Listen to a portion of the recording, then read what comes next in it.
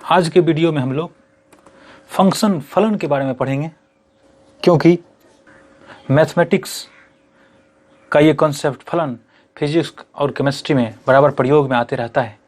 बिना इसके पढ़े हुए हम फिजिक्स के तथा केमिस्ट्री के इक्वेशंस को अच्छे से नहीं समझ पाएंगे। तो चलिए शुरू करते हैं। फलन फंक्शन देखते हैं ये क्या है। यदि कोई राशि y किसी अन्य राशि x पर निर्भर करता है तो हम कहते हैं कि y का एक फलन है। तो हम कहते हैं y x का एक फलन है तथा इसे y बराबर fx से सूचित करते हैं। तो y एक राशि है, x भी एक राशि है। यदि x के बदलने से y बदलता है तो हम कहते हैं कि y x का एक फलन है और इसे y = fx द्वारा सूचित करते हैं। जैसे उदाहरण के लिए fx = x² - 3, तो fx = y मान सकते हैं, तो y = हो गया x² - 3।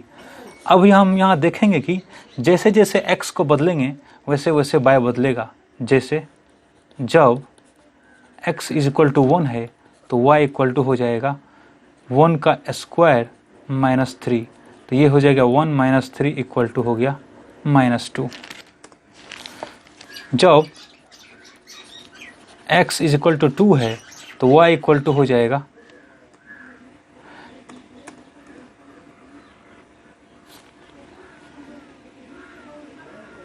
x² - 3 है तो x के बदले 2 रख दीजिए, तो 2 का स्क्वायर - 3 = 4 हो गया, तो y 4 हो गया जब x 2 हुआ। इसी तरह से जब x का मान 5 रखते हैं तो y = हो जाएगा x² - 3, ये तो x के बदले 5 रख दीजिए, तो 5 का स्क्वायर - 3, तो ये 25 - 3 ये 22 हो गया। तो देख रहे हैं कि जैसे जैसे x को चेंज करते हैं वैसे वैसे y चेंज हो रहा है, तो हम कहते हैं कि y x का फंक्शन है। एक दूसरा उदाहरण लेते हैं। यदि हमें ऐसा दिया रहे x बराबर t² - 2t + 3, तो इसमें ये हम देख पाएंगे कि t के बदलने से, पहले एक उदाहरण लेते हैं।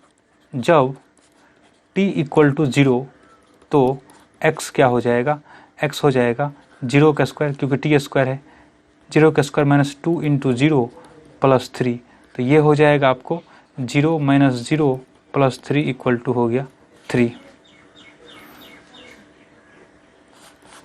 जब t = 5 तो x = हो जाएगा t² - 2t + 3, तो 5 का स्क्वायर - 2 × 5 + 3, तो ये हो जाएगा 25 - 10 + 3, तो ये होगा 28 - 10 = 18।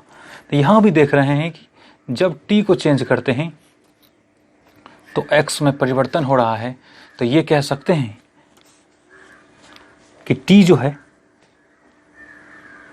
उसके बदलने से x बदल रहा है, इसलिए कह सकते हैं कि x जो है t का फंक्शन है, और इसे पढ़ते हैं x f(t), x = f(t). फिर दूसरा उदाहरण लेते हैं।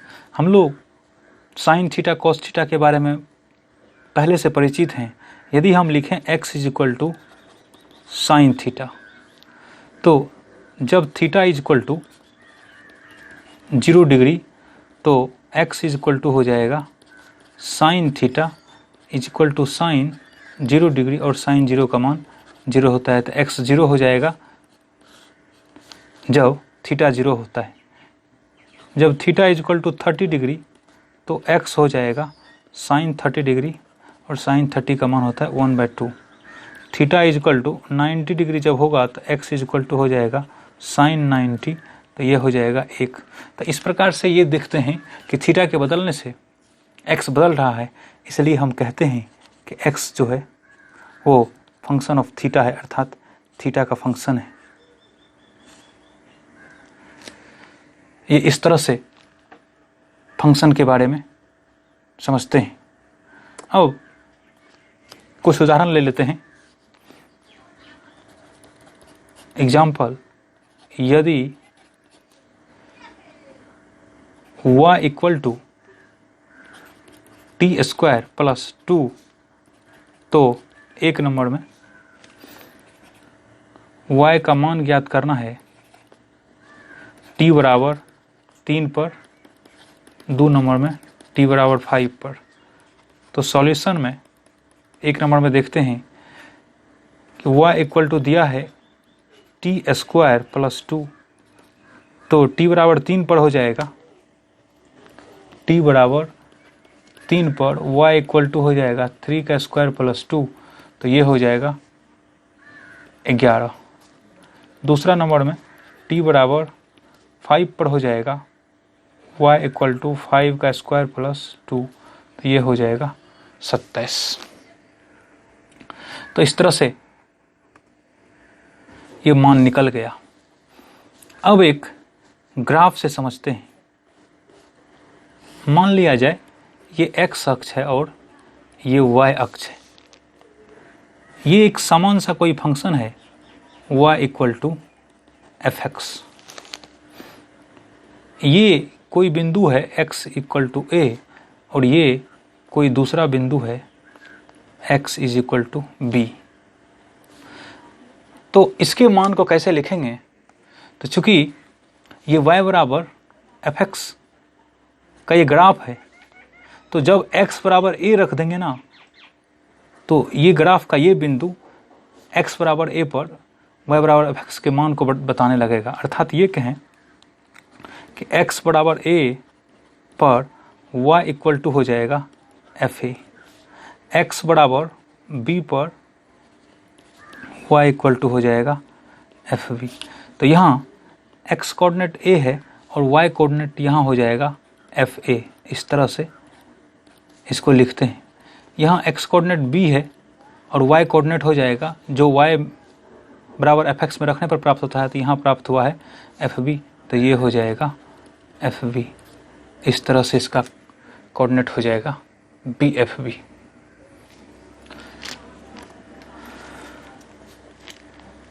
एक और उदाहरण ले लेते हैं।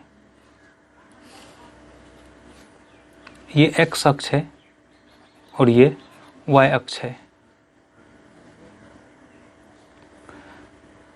एक फंक्शन इस प्रकार से परिभाषित है।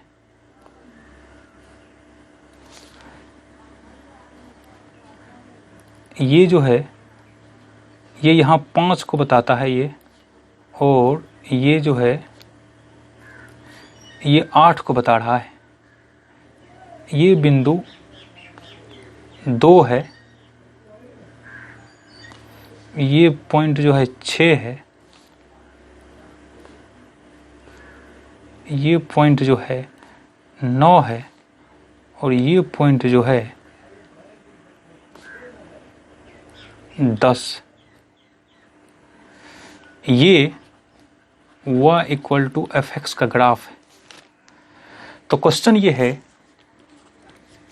कि हमको f2 ज्ञात करना है, f5 ज्ञात करना है, f8 ज्ञात करना है और f9.5 ज्ञात करना है।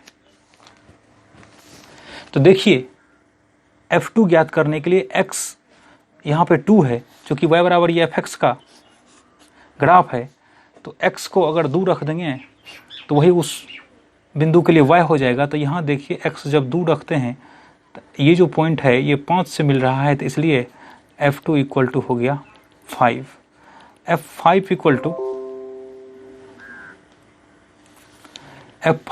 टू हो जाएगा, ये 5 कहाँ यहाँ कहीं रहेगा। तो इस स्थिति में भी देखिए y इक्वल टू 5 है, तो f5 इक्वल टू भी 5 होगा। f8 निकालना है, तो f8 देखिए इसके कहीं बीच में होगा। यहाँ f8 के बारे में वैसे नहीं बता सकेंगे अब, तो इसको कर लीजिए 9 कर लीजिए, f9। तो f9 इक्वल टू हो जाएगा, f9 इक्वल टू हो जाएगा, f9 ये है और ये बिंदु यहाँ 8 को मिलाने में प्राप्त होता है तो F9 इक्वल टू हो जाएगा 8।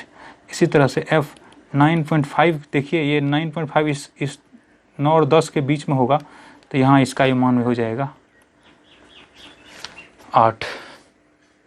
तो इस तरह से फंक्शन के बारे में समझ में आ गया होगा। अगर नहीं आया तो कमेंट बॉक्स में लिखें कि क्या समझ में नहीं आया। तो इस वीडियो में इतना ही। धन्यवाद।